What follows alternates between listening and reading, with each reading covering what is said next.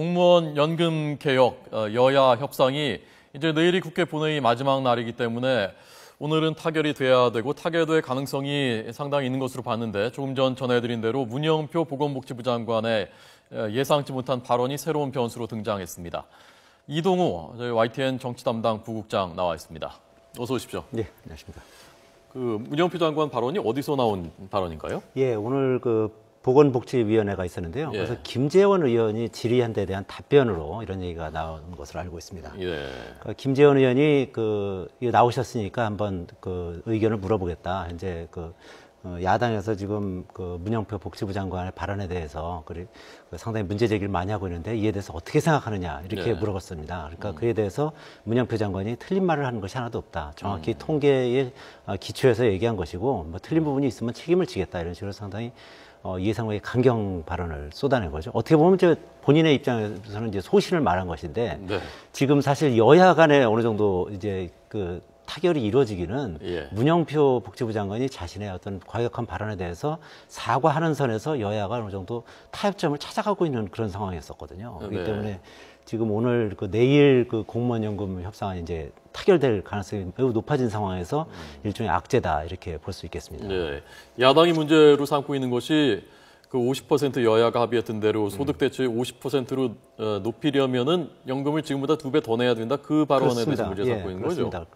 공무원 연금 협상안을 통해서 감축되는 게 한 333조 정도 된다는 거 아닙니까? 근데 소득 대체를 50%로 올리면 1,700조 정도가 더 들어간다. 그러면서 상당히 비난 여론도 많았었고 그리고 그런 식으로 소득 대체를 높이다 보면 국민 일반인들이 국민연금 내는 것이 2배 정도 내야 된다. 이런 식으로 이제 브리핑을 했는데 이제 그런 부분이 야당 입장에서는 굉장히 과장됐다. 이렇게 이제 반박을 했던 부분이고요. 그런 야당의 비판에 대해서 오늘 문영표 장관이 이제 또 정면으로 반박을 한 셈인 거죠. 그러니까 특히 이종걸 원내대표가 굉장히 이런 부분에 대해서 아주 상당히 화가 난 상태고 문 장관 문제에 대해서 그래서 문영표 장관에 대해서 해임 건의안도 제출하고 뭐 그런 상황입니다. 네, 야당 입장에서는 사실 이게 선거 앞두고 연금을 2배로 더 내야 된다고 하면 국민들한테서 좋은 소리 결코 들을 수 없고 굉장히 민감한 문제지 않습니까? 이 문제 굉장히 예민하게 받아들일 수밖에 없는 문제고. 거기다가 이제 또 20, 30대 같은 경우가 굉장히 이제 반발이 심하다는 거 아닙니까? 현재 뭐 각종 여론조사나 이제 취재를 해보면은 지금 문영표 장관도 그런 말을 했습니다.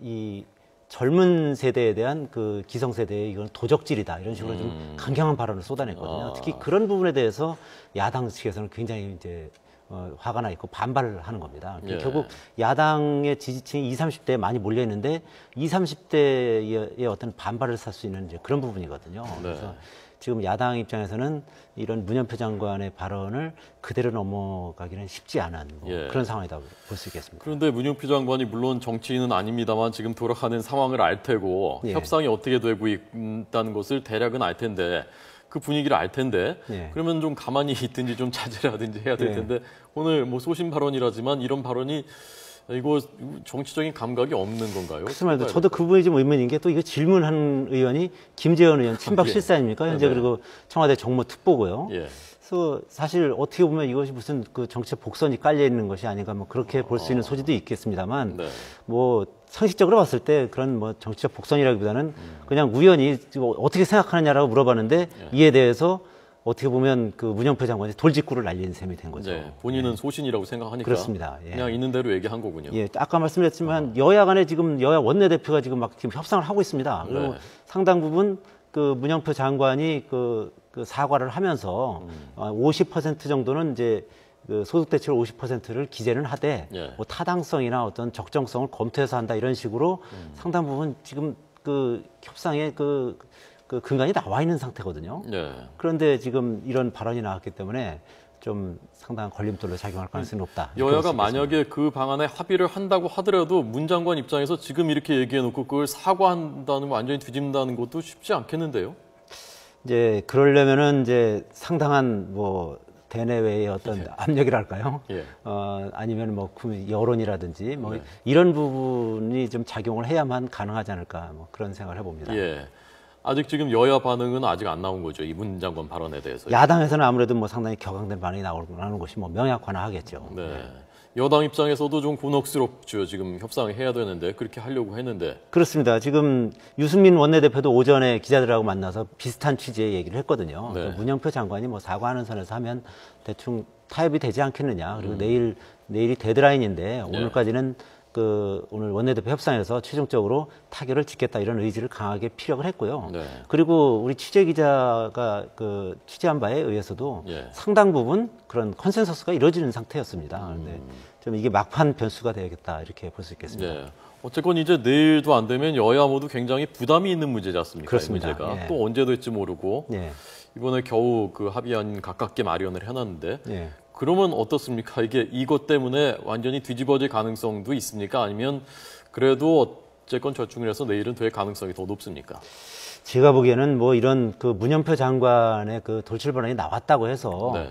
여야 간의 협상이 깨지는 것은 상당히 아마 여당이든 야당이든 부담이 클 겁니다. 이건 네. 뭐 하나의 이런 건 어떻게 보면 이건 이제 해프닝이고요. 예. 그러니까 결국 기본적으로 이제 얼마나 국민의 어떤 국민의 복지나 어떤 국민의 부담을 덜어주느냐 예. 그런 차원에서 이게 공무원연금 협상이 진행됐기 때문에 이런 일로 만약에 이거 연금 협상안이 타결이 안 된다 그랬을 때는 네. 굉장한 부담을 가질 수밖에 없습니다. 그래서 아마 진통을 겪겠지만 뭐 오늘 밤 늦게 정도 타결이 이루어지고 내일 통과되지 않을까 뭐 예. 그렇게 예상을 해봅니다. 네. 자, 문영표 보건복지부 장관의 예상치 못한 발언으로 새로운 국면을 지금 공무원연금개혁 협상이 새로운 국면을 맞이하고 있습니다. 추이를 지켜보겠습니다. 예. 어떻게 될지. 자, 오늘 원래는 저희가 김무성 대표의 이 광폭행보, 광폭행보, 예. 통큰 정치 얘기하려고 모셨었는데 새로운 뉴스가 전해졌습니다. 예. 어쨌건 지금 굉장히 자신감이 붙은 모양새죠, 지금 김무성 대표가요. 예, 그렇습니다. 김무성 대표는 요새 뭘 해도 되는 그런 상황이라고 볼 수 있겠습니다. 네.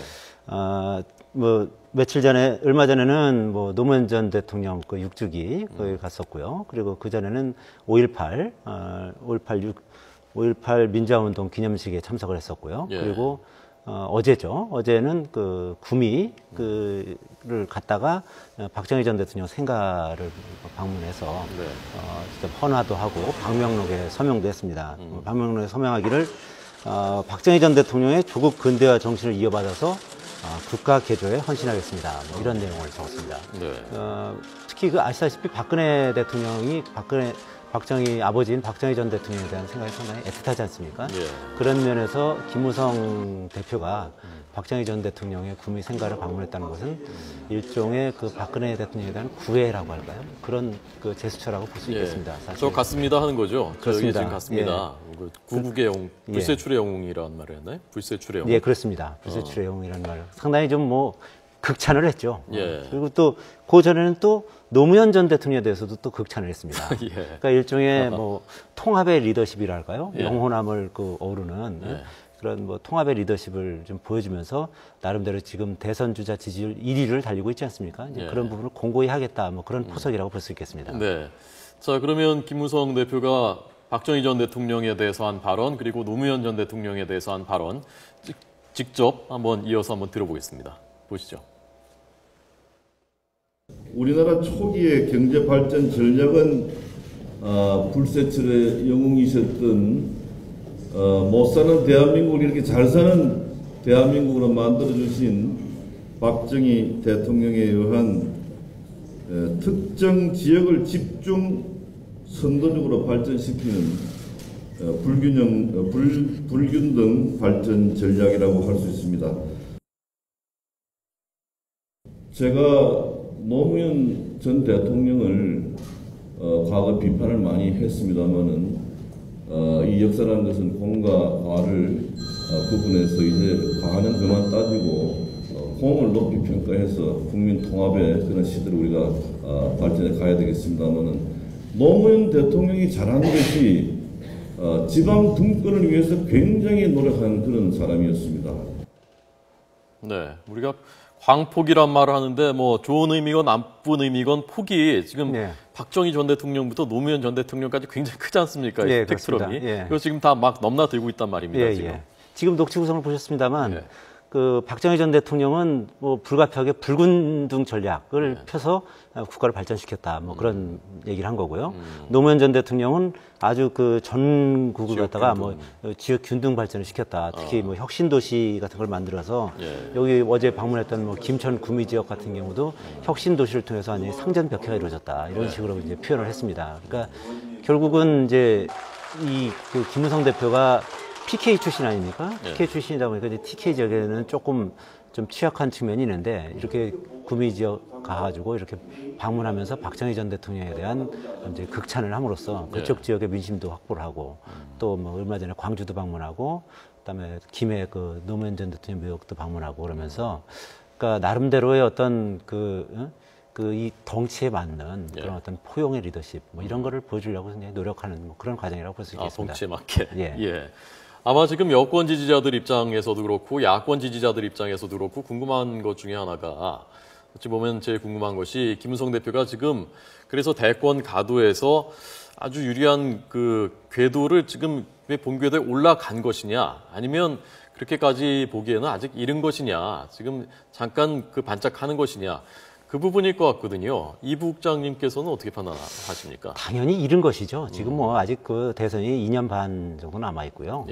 그리고 지금 이제 당장은 지금 여론조사에서 1위를 하고 있습니다만 얼마 전까지만 해도 뭐 계속 1위를 했던 거는 뭐 그전에는 안철수, 그다음에 뭐 박원순, 문재인 이런 순으로 계속 그 1위를 했었거든요. 이거는 정치라는 것은 생물이라고 볼 수 있기 때문에 지금 이제 보시다시피 어쨌든 여론조사상으로 보면 그 최근 그 김무성 대표가 문재인 그 새정치연합 대표를 누르고 뭐 그렇게 큰 차이는 아닙니다. 뭐 22.2% 대 19.5% 정도인데 김무성 대표 같은 경우는 지금 지지율이 좀 올라가는 추세고 문재인 대표 같은 경우는 좀 내려가는 추세이기 때문에 좀 격차가 벌어질 가능성은 있긴 합니다만 어쨌든 김무성 대표가 이렇게 이제 지지율이 높아지는 거는 어떻게 보면 조금 전에 이제 설명했듯이 그 TK 지역이 지금까지는 박근혜 대통령과 그 김무성 대표가 어느 정도 그 갈등 국면이었기 때문에 반신반의를 했지만 이제는 그 TK 지역에서 그런 어떤 보수층에서 확실하게 그 여당의